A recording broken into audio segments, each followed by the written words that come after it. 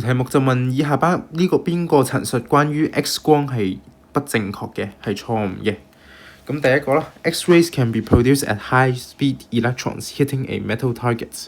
咁呢個陳述咧係正確嘅，因為咧我哋最早期嗰啲 X 光嘅發生器咧，其實咧就係用一個極高嘅 electric potential 啦，將個 electron 咧加速去到一個勁高嘅速度，跟住撞向一個重金屬嘅 heavy metal 嘅 target 啦，所以就會產生 X-ray 嘅。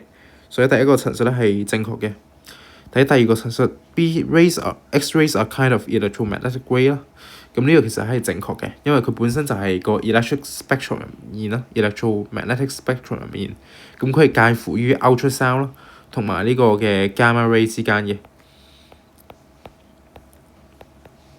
所以第 B 咧係正確嘅，跟住 C X-rays can be deflected by an electric field。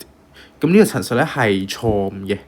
因為 X-ray 咧，佢雖然係 electron produce 嘅，但唔代表咧佢係一個charge particle 啊。佢 X-ray 佢本質上就係一個 electromagnetic wave 啦，佢唔會受到電場嘅影響嘅。佢因為佢本身就自帶住佢嗰種電場啦，所以咧第 C 呢個都係 incorrect 嘅。咁答案其實係 C for cat 啦。